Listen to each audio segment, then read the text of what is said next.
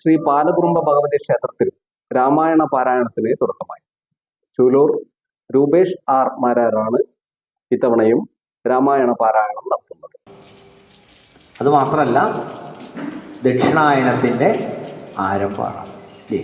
കഴിഞ്ഞ മകരമാസം 1-ാം തീയതി മുതൽ ഇന്നലെ വരെയുള്ള ഈ മിഥുനമാസം 31 വരെയുള്ള 6 മാസ കാലയളവ് ഉത്തരായനായിരുന്നു. ഇപ്പോൾ ഇന്ന് ഈ കർക്കിടകം 1 മുതൽ അടുത്ത ധനുമാസം 31-ാം തീയതി വരെയുള്ള ആ കാലയളവ് അത് ദക്ഷിണായനാണ്.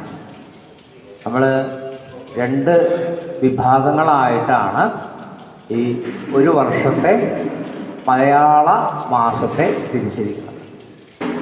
ദക്ഷിണായനത്തിൻ്റെ പ്രത്യേകത എന്താണെന്ന് വെച്ചിട്ടുണ്ടെങ്കിൽ, ഈശ്വരാരാധനയ്ക്ക് ഉത്തമമായിട്ടുള്ള സമയമാണ് ദക്ഷിണായനം.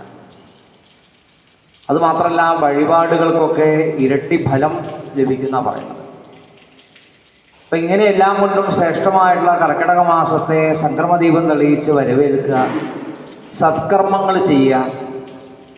നമ്മളെ സംബന്ധിച്ച് സത്കർമ്മങ്ങൾ എന്ന് പറയുമ്പോൾ മറ്റൊന്നുമില്ല, ഇല്ലേ? കാരണം എപ്പോഴും സത്കർമ്മങ്ങൾ തന്നെയാണല്ലോ ചെയ്തുകൊണ്ടിരിക്കുന്നത്. അതുകൊണ്ട് അല്ലേ, അങ്ങനെയാണോ? സത്കർമ്മങ്ങൾ എന്ന് പറയുന്നത് എന്താ? ഈശ്വര സേവ, ഇല്ലേ? ഭഗവാനെ സേവിക്കുക, അത് തന്നെയാണ് നമ്മുടെ ജീവിതത്തിൽ ഏറ്റവും വലിയ സത്കർമ്മം എന്ന് പറയുന്നത്. അതിനപ്പുറത്തേക്ക് മറ്റൊന്നുമില്ല. അപ്പം അതിനുള്ള ഒരവസരമാണ് ഇത്തരത്തിലുള്ള സത്സംഗങ്ങൾ എന്ന് പറയുന്നത്. സത്സംഗം എന്ന് പറഞ്ഞിട്ടുണ്ടെങ്കിൽ എന്താ? നല്ലതിനോട് ചേർന്നിരിക്കുക. സത്സംഗം, ഇല്ലേ? നല്ലതിനോട് ചേർന്നിരിക്കുക. എന്താ നല്ലത്? ഞാനല്ല കേട്ടോ. നമ്മൾ ആര് പറയണു അല്ലെങ്കിൽ ആര് കേൾക്കണു എന്നതിനേക്കാൾ കൂടുതലായിട്ട് ഈശ്വരീയമായിട്ടുള്ള കാര്യങ്ങളാണ് നമ്മൾ കേൾക്കുന്നതും അറിയണതും. അതാണ് ഏറ്റവും നല്ലത്. അപ്പം നല്ലതിനോട് ചേർന്നിരിക്കുക എന്നത് തന്നെയാണ്. അപ്പോൾ അതുപോലെ തന്നെ നമ്മൾ ക്ഷേത്ര ദർശനം നടത്തുക. കർക്കിടക മാസം കഴിയുന്നത് വരെ, കഴിഞ്ഞാൽ വേണ്ടെന്നല്ല കേട്ടോ പറയണത്, എന്നാലും ആ സമയത്ത് തീരെ ഒഴിവാക്കാതെ ക്ഷേത്ര ദർശനം നടത്തുക. മറ്റുള്ള സമയത്തൊക്കെ നമ്മളെ സാഹചര്യങ്ങൾക്കനുസരിച്ചാണ് നമ്മൾ മുന്നോട്ട് പോകുന്നത്. നമ്മളെ സമയം കണക്കാക്കിയിട്ടാണ് ക്ഷേത്രത്തിൽ പോകുക. ക്ഷേത്രത്തിൻ്റെ സമയമൊന്നും നമുക്ക് പ്രശ്നമില്ല. അപ്പോൾ കർക്കിടകത്തിൽ അങ്ങനെ പോരാന്നാണ് പറയുന്നത്. അത് ആ ഭഗവാന്റെ അനുഗ്രഹം പെട്ടെന്ന് നമുക്ക് ഉൾക്കൊള്ളാൻ പറ്റുന്നൊരു സമയമാണ്. അതുപോലെ തന്നെ വീടുകളിലൊക്കെ ശീബോധി വെക്കുക. ശീബോധി എന്ന് പറഞ്ഞാൽ എന്താ ശീബോധി പറഞ്ഞാൽ? ശ്രീ ഭഗവതിയാണ്, ഇല്ലേ? നമ്മൾ ഷോർട്ടിൻ്റെ ആൾക്കാരാണ്, ഷോർട്ട് ഫോമിൻ്റെ ആൾക്കാരായതുകൊണ്ടാണ് ശീബോധി എന്ന് പറയുന്നത്, അല്ലേ? ശ്രീ ഭഗവതിയാണ് ശീബോധി എന്ന് പറയുന്നത്. അപ്പോൾ ഭഗവതി, ശ്രീ എന്ന് പറഞ്ഞാൽ ഐശ്വര്യമാണ്, അല്ലേ? ഐശ്വര്യ ദേവതയെ നമ്മൾ എവിടെ ഇരുത്തണോ?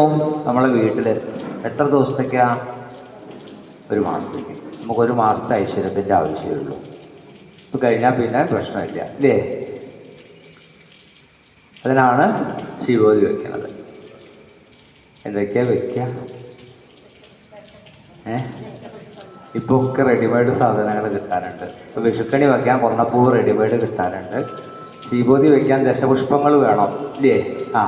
ദശപുഷ്പങ്ങൾ എന്തായാലും ഇപ്പോൾ റെഡിമെയ്ഡ് ഇറങ്ങിയിട്ടില്ല. കാരണം ഇത് എന്തൊക്കെയാണ് സാധനം ഇത് ഇറക്കുന്നവർക്ക് തന്നെ നിശ്ചയില്ല. അതുകൊണ്ട് അപ്പോൾ എന്തായാലും ഇനി ഒന്നുമില്ലെങ്കിൽ ഒരു കിണ്ടിയിൽ കുറച്ച് വെള്ളവും അതിൻ്റെ ഒരു തുളസി, ഒരു എന്താ പറയുക, തുളസിയുടെ തല, ഇല്ലേ?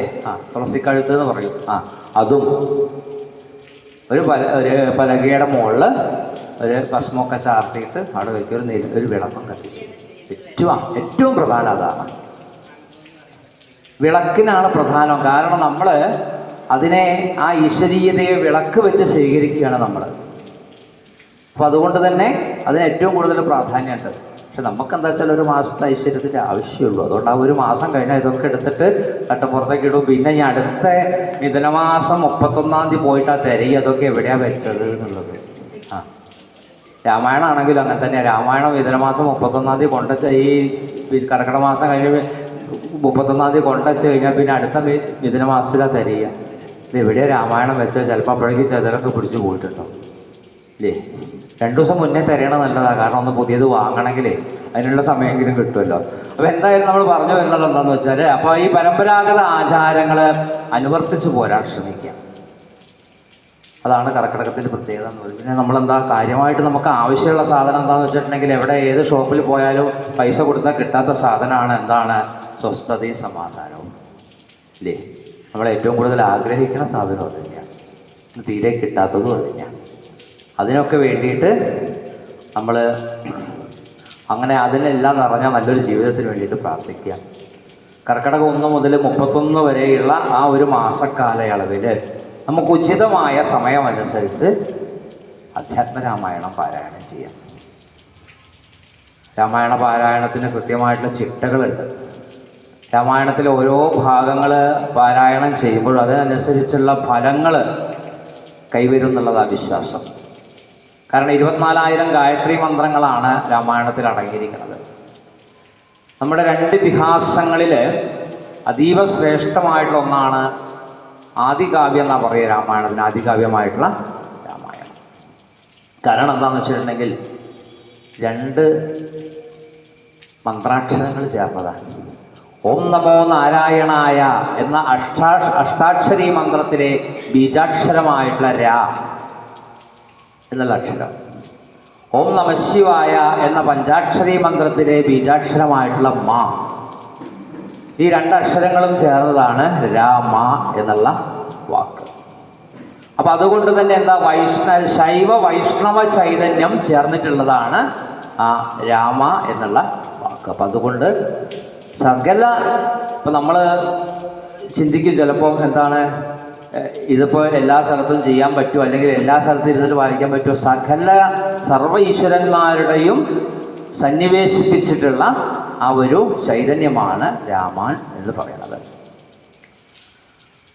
പിന്നെ അതിൻ്റെ പുറമെ ഈ 3 ലോകങ്ങളെയും സംബന്ധിക്കുന്ന ദേവമാതാവായ ഗായത്രിയുടെ സ്ഥൂല രൂപവും സമന്വയിക്കുന്ന ഭാരതീയ പൈതൃകത്തിലെ ഏറ്റവും അക്ഷയമായ പുണ്യമാണ് രാമായണം എന്ന് പറയുന്നത്.